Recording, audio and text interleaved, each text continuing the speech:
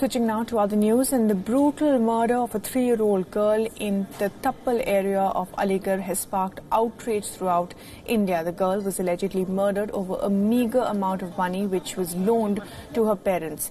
On the 2nd of June, the child's body was found in a bag. The police say the child was strangulated and beaten to death.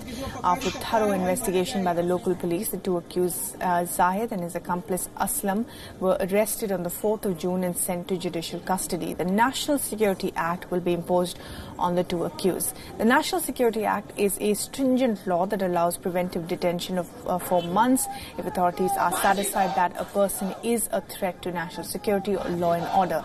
The case will be transferred to a fast-track court for summary trial and conviction. The Uttar Pradesh police formed a special investigation team to probe the case and send forensic samples to the lab in Agra for further examination.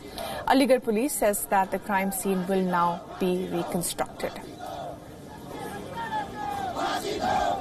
इसमें अभी अग्रिम कार्रवाई, अग्रिम विवेचना जारी है और इसके अलावा फॉरेंसिक साइंस एफएसएल की जो टीम आई थी उसकी रिपोर्ट और reconstruction of scene of crime को हम लोग करवाएंगे विवेचना में आगे, और इस तरह से विवेचना को हम आगे बढ़ाएंगे और इसमें ज़्यादा से ज़्यादा और कड़ी से कड़ी कार्रवाई इन अपराधियों के खिलाफ की जाएगी.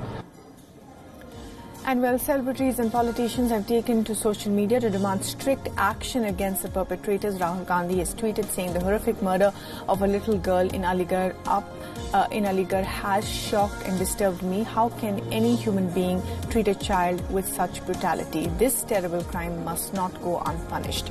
The UP police must act swiftly and bring the killers to justice, unquote. Now, Bollywood celebrities have also started a campaign on Twitter demanding justice for the innocent child who was killed for no fault of her own.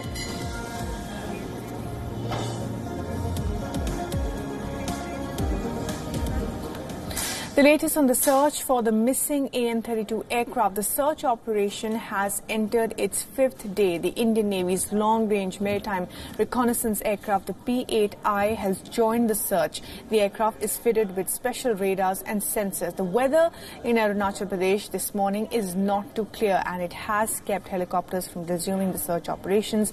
At least it had this morning. Now, 2 Cheetah helicopters too are expected to join the search party as soon as the weather clears up, and a C-130J aircraft carried out overnight sorties. The Indian Air Force has already conducted over 100 hours of search operations. The search has been intensified and expanded. Advanced fighter planes such as Sukhoi, the Army helicopters, satellites, Indian Navy's P-8I and drones are all being used to search for the missing aircraft. The centre's 500 surveillance aircraft and the NTRO spy satellites scanning the ground are also policing and using these. And also the help of locals is being used to establish some sort of contact over there. But there is still no trace of the Indian Air Force plane.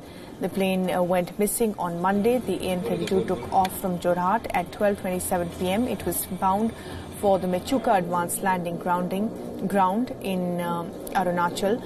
The plane's last contact with ground control was at 1:30 p.m. It had 13 people on board.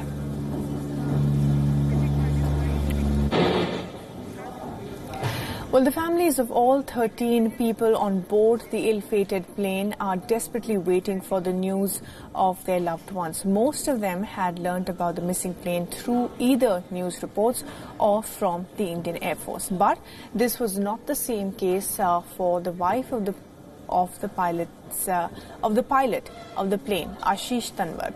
When the AN-32 went missing on Monday, the pilot's wife was on duty at the air traffic control of the Indian Air Force's Jorhat base. Sandhya Tanwar was on duty as the radar operator and saw the events unfold firsthand. In fact, Sandhya was the one who called the family to tell them about what had happened. Sandhya was posted at the Jorhat ATC last year after her marriage.